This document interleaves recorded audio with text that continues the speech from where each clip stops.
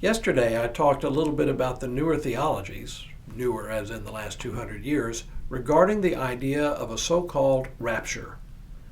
There was one verse in yesterday's reading from 1 Thessalonians which some read as evidence for and support of one or another version of their theology. The problem with this is twofold. First, the Bible simply doesn't give us the kind of certainty or detail about this matter, detail that they suppose that it does. Instead, they fill in the gaps, as it were, and produce a theology out of mighty thin material with a heaping helping of imagination. The second problem with this belief system, Paul addresses in today's reading. Hello, I'm Stuart Baskin, pastor of First Presbyterian Church of Tyler, Texas, and this is your daily devotional for Tuesday, April 30th, 2024.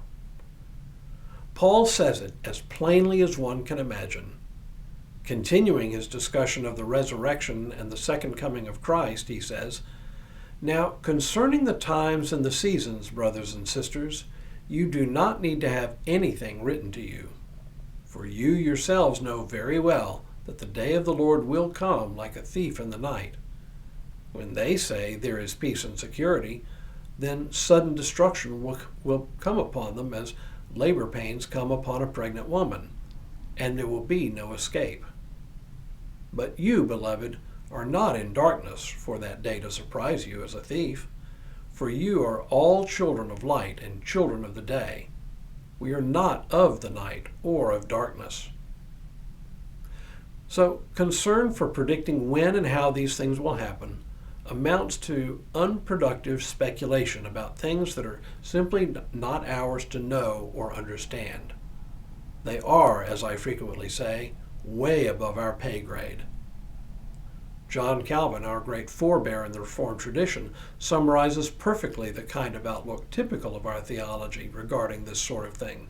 Writing in his commentary on 1 Thessalonians, he says, "Paul now calls them back from a curious and unprofitable inquiry as to times, but in the meantime admonishes them to be constantly in a state of preparation for receiving Christ."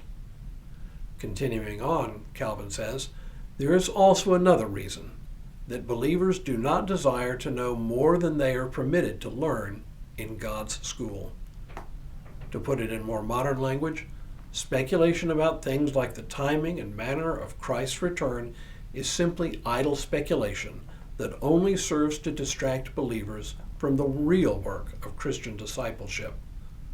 All that believers need to know is that Christ will come again and the dead will be raised, followed by the gathering of living believers. That's all. When? Not important. How? No way to know.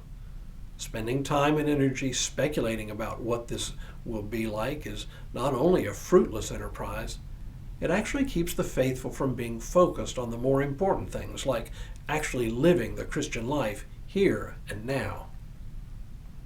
Paul continues his discussion by urging the Thessalonians to do exactly this. He writes, "So then let us not fall asleep as others do, but let us keep awake and be sober. For those who sleep, sleep at night, and those who are drunk get drunk at night.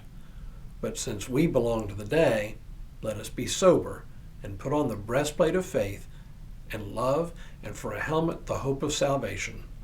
For God has destined us not for wrath, but for obtaining salvation through our Lord Jesus Christ. Christ who died for us, so that whether we are awake or whether we are asleep, we may live with him.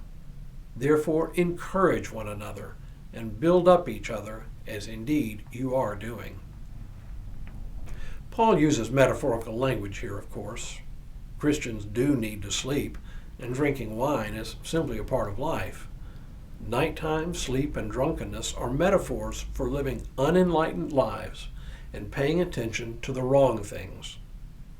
As Calvin puts it once again, "Now, as Paul gives the name of day to the doctrine of the gospel, by which the Christ, the Son of Righteousness, is manifested to us, so when he speaks of sleep and drunkenness, he does not mean natural sleep or drunkenness from wine, but stupor of mind, when, forgetting God and ourselves, we we regardlessly indulge our vices.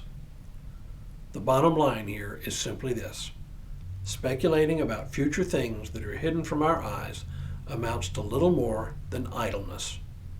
Christian life requires us to be fully present here in this moment, in this life, without being distracted by secondary things.